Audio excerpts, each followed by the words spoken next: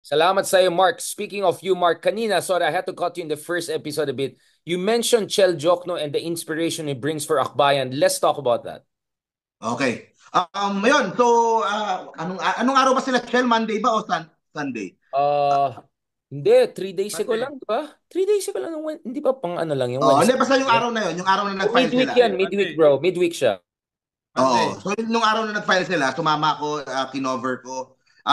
Kasabay pa ni ano nandun sila Abalos, tapos nandun sila Revilla, nandun sila ano. Pero yung energy na dinala ni Chel sa Akbayan Party, kumbaga ang laki na ng momentum dun sa ginagawa ni Risa with yung the investigations and all that. So Risa is already fast becoming kumbaga rising star din among the senators ngayon. Pero nung pagpasok ni Chel, kasi ramdam ko yung pain ng mga kakampings na gustong makita si Chel as senator na nakadalawang talo na and seeing yung mga ibang senador na pumapasok na kung ano-ano lang ginagawa and yung isang Chel Jokno na maayos, na matalino hindi makapasok. So ngayon nagkaroon sila ng chance to put him into power, put him into office, di ba? Simula muna sa Congress and I'm sure he will do a lot of great things dyan sa Congress.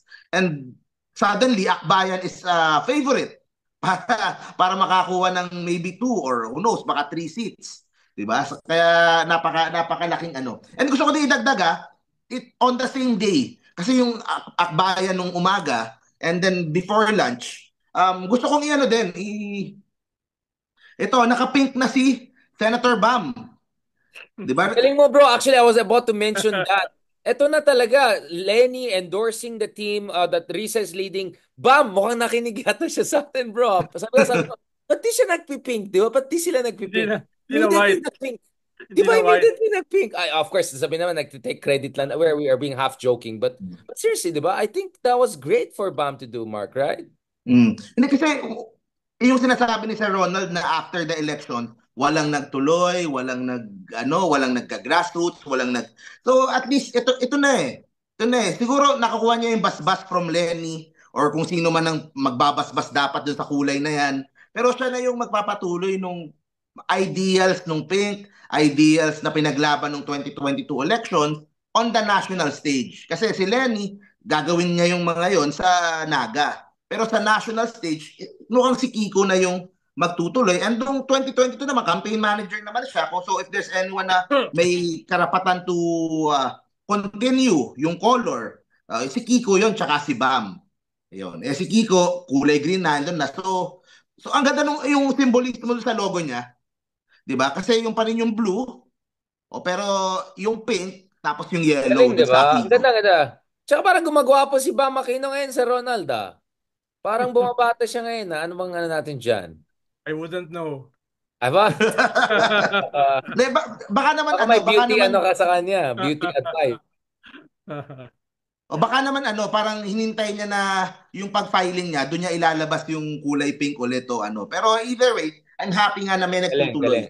Good, Kasi good. the songs, the branding, the energy, yung mga artista, yung mga ano. So hopefully that could all contribute Sabi nung isa, para magkaroon ng hindi na fighting siya chance Bam ito. Aquino. Hindi na siya Bam Aquino, Buff Aquino na daw. Buff Aquino. Pero sana Medyo kasi, healthy na siya. sana dahil tag team sila ni Kiko, sana parehas na sila ng kulay. Parang anong ibig sabihin ng green ni Kiko? Paano na? Farmer. Farmer at Dahil saka sa Lasal. agriculture yan, Saka agriculture. Lasal. At saka Lasal, no? So, di ba? Pero, Sana mag-green pink, di ba? Pero ayan. Green, pink. So, Ronald, Boss Ronald, what do you think about now Lenny, yes, pushing back against what Trillanes said, but more or less saying naintindihan ko si Trillanes, Riza coming in. Do you think that finally it's coming together? Finally, there's a constellation of forces coming together, I don't alignment of forces. You think that there's a chance finally? Kasi diba, obviously, if even half of the pink movement comes together solidly, that will be a huge boost for their candidates, the good candidates, the progressive candidates. what do you mean forces? Because Oh, that Lenny is now openly yeah, supporting them. yeah, yeah, yeah. You get what I'm saying? Yun, And then yung in Hidwaan that in medyo that naayos sense. na. In that Oh, sense, no? Lenny, Risa, Laila, hindi yung original Tres Marias, no? But they will be more active now para doon sa dalawang kandidato nila.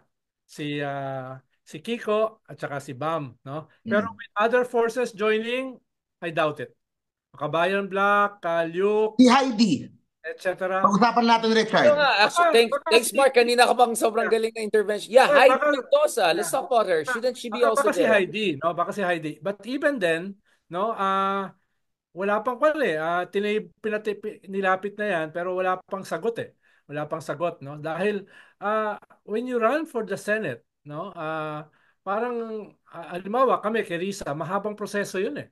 It was a long process, no? Ganun din yung ang nangyari kasi kay Heidi, parang yung ginawa ni Lenny, no? Nag-decide siya during the filing Last minute. itself, no? Yung medyo kaya yung iba medyo nagulat, no? Nagulat because hindi ganun kadali eh na to prepare for something, no? At syempre ihahanda mo yung narrative, ihahanda mo yung machinery, ihahanda mo yung resources, no? Marami kang ihahanda eh. Ronald, wag mo sabihin niya nasasaktan si Mark kasi si Mark is ganun din ako eh. Parehong-pareho eh. Pero iba yung mundo ni Mark eh. Siya talagang social media siya eh. No? Disruptor ka kasi, Mark. Disruptor. Doon siya nanggaling, doon siya nananatili at doon siya pupunta. No, pero I would like to for others, iba yung pinanggagalingan namin eh, no? Mas kung kami, we prepared the there's going to be a lot of moving parts. So we prepared those parts, no? Yun yung kaya hindi kami sanay nung overnight nagpapasya. Pero ako naman ang sasabihin ko naman dito kay Miss Heidi. Ito yung kailangan ginagawa ng pink movement eh. Kung ano man yung tawag sa opposition ngayon, kung pink man, it's easier to call everyone pink na lang eh. You need to develop new stars eh. You need to develop mga bagong kumbaga parang pangit sabihin yung celebrity, pero yan yung mga talking heads mo, yan yung mga parang kung ano nangyari kay Chel Jokno, paano siya nag-develop into one of the tinitingnan ngayon na leaders nung pink na group. Si Heidi could be that also eh. Kasi yun nga, ang dali nang ibenta yung sa kanya kasi anti-corruption eh. May record siya, may ano siya. So, pero Mark, two-edged yan eh. No? Kung medyo may kaunti ka, halimbawa, maka 1 million votes ka, medyo desente. Pero kung yung boto mo ay sobrang baba, baka magka-PTSD ka. 'Di ba? Yung baka hindi maganda for you, no? Kaya dapat kasi merong margin na irerespeto ka. Mahirap kung masyadong maliit. Kaya kailangan may kaunting preparasyon eh. No, may kaunting. Iba, again sinasabi ko, iba yung mundo nyo sa social media. No? Iba yung disruption diyan eh. No? Na nangyayari. Pero iba kasi yung wala ka namang SOCMED, 'di ba? Wala ka namang SOCMED, wala kang partido, wala kang yung ganun eh. Tapos bigla kang magfa-file. Then ako, I will help her definitely. Pero ang sinasabi ko lang ay two-edged 'yan, no? Kung sobrang liit, baka diyan matatapos prematurely yung kanyang future, no? Kung siya ay medyo decente lang kaunti yung makuha, then it's a good start. Yung kumbaga magmamarka ka. Yung first diba? No? Yung first ka. Pero kung sobrang liit yung makuha mo, ayoko kasing diyan mag-end yung political future ni Heidi. Ako naman kasi, ang nakikita ko sa kanya, this could start yung kanyang sa social media naman. Kung hindi siya nag-social media before, mapipilitan siya ngayon, kung matalo man siya, kung ilan man yan, baka she's another talking head para sa side ng pero Ronald, sorry Mark, but I think Ronald is hoping na hindi lang siya maging talking head. Marami na kaming talking heads, di ba? I think what we need are people in the ring. Di ba? Puro na tayong mga analyst lahat eh. It's like boxing. We're all boxing analysts. But Ronald is saying we don't need more boxing analysts. We need boxers. At sana hindi sablay yung first entry, first round para may 12 round pa mamaya. Di ba Ronald? I think that's my reading eh na she's too precious to just make a splash and then wala na, di ba? Sa akin pwede mo i-trial and error eh. Si Miss Heidi, baka iba. Pero wag maano na tumubok ng tumubok kasi hanggang makahanap ka ng mga bagong next generation of stars. Kasi yun naman ang inaano ng iba. Yan na naman.